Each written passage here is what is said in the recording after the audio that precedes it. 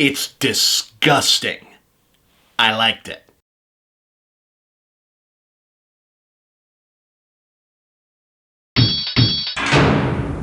Okay, I'm going to say there's about a 50-50 chance you're going to hate A Cure for Wellness. And I don't mean just kind of dislike it, hate it. I mean pure, straight, uncut, worst thing you've ever seen, hate it. Ask for your money back, hate it. Warn your friends and family on Facebook about it, hate it. Make a mental list of the actors and filmmakers involved so you never see their stuff again, hate it. Carry the psychological trauma of having watched it to your grave, hate it.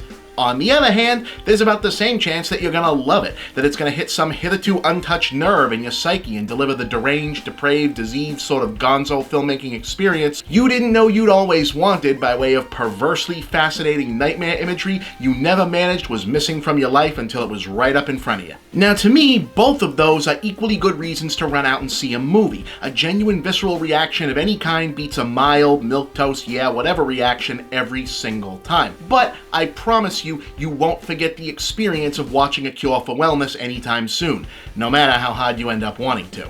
You see, what we have here is old school Gothic horror in the tradition of the Universal Monsters, the Roger Corman Poe movies, Mario Bava, Jean Rollin, Jess Franco, and all the other luminaries that you think of when you think of that genre. And it comes to us courtesy of Gore Verbinski, of all people. A guy who started out as a potentially really interesting filmmaker and then got stuck on the Johnny Depp end of the franchise machine with the Pirates of the Caribbean movies and then hit the wall hard in The Lone Ranger. In a lot of ways, A Cure for Wellness feels like the movie that's been fighting to escape from his mind for a long time, and yet even with all the clout that he's built up, I am in absolute awe that he, or any filmmaker really, convinced a studio to pay for a very expensive looking film that appears to want nothing more than to render its audience violently ill. Make no mistake about it, what we have here is a horror movie, but it's not about jump scares or suspense. A Cure for Wellness wants to horrify you to your core with the implications of what might be going on, and then make you vomit your guts out by showing you what's actually going on.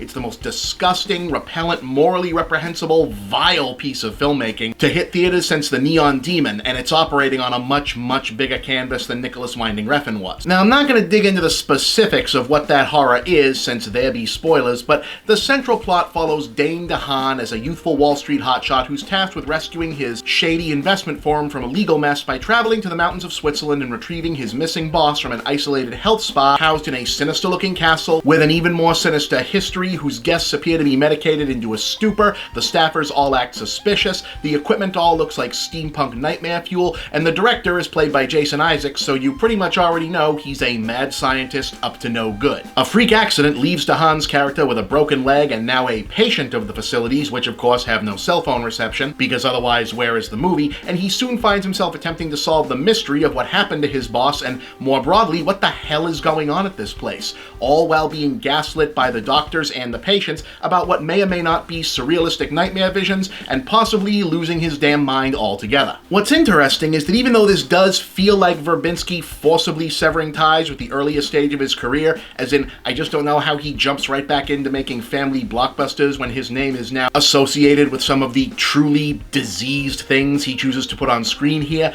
it does feel very much of a kind to his previous films, mostly in that it's incredibly ambitious, production designed out the wazoo, visually stunning, and also much too damn long, self-indulgent, and doesn't totally work 100% on a mechanical narrative level, especially when it starts breaking its own is-he, isn't-he dream logic in order to provide expository scenes that our audience POV character isn't there for in the first place. But what makes the difference is that this time the indulgences are seemingly unrestrained, and Verbinski is able to take the characters, the story, and the stomach-churning body horror spectacle to such thrilling extremes that the missteps are mostly worth it. He's swinging like a maniac at every single pitch, yeah, but by my estimation, he's hitting enough homers to outweigh the strikes. It definitely helps that he really knows how to wring the most out of a game, eclectic cast. I'm not totally sure that DeHaan is actually up to the task of what he's been asked to shoulder here, but then again, I'm not really sure that any actor of equivalent stature would be able to pull off what he's asked to in terms of playing a straight man amid all of this insanity.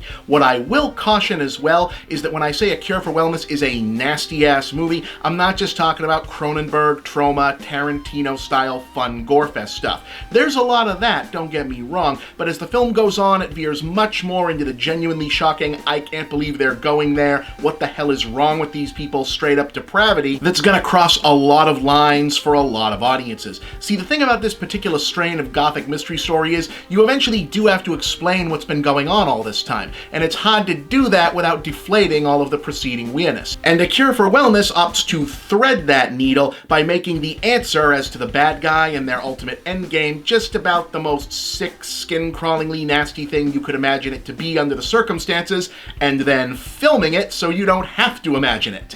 Yeah. So what we're left with is a divisive movie that a lot of people are gonna hate and is far from perfect even if you end up enjoying it. And yet, I am sincerely, passionately recommending checking it out anyway. Not just because it's an enthralling, visionary, gloriously realized work of Gothic horror, but because the fact that it exists at all is kind of a miracle in itself. Just in terms of execution, this is the kind of movie that just doesn't get made anymore at this level, and it definitely doesn't when it's a fresh, new, wholly original concept. This is genuine article auteur filmmaking at the big budget studio level, and it's so important to support that when it happens. I mean, look folks, I don't hate the age of adaptations. I love the Marvel movies. I love the Lego movies. I'm hoping the DC movies get better. I'm theoretically excited for the Nintendo, Sega, and Hasbro cinematic universes. I genuinely want to see that Amy Schumer Barbie movie. I hope I get a He-Man movie, a Voltron movie, and a good Super Mario Brothers movie out of all of this. All well and good,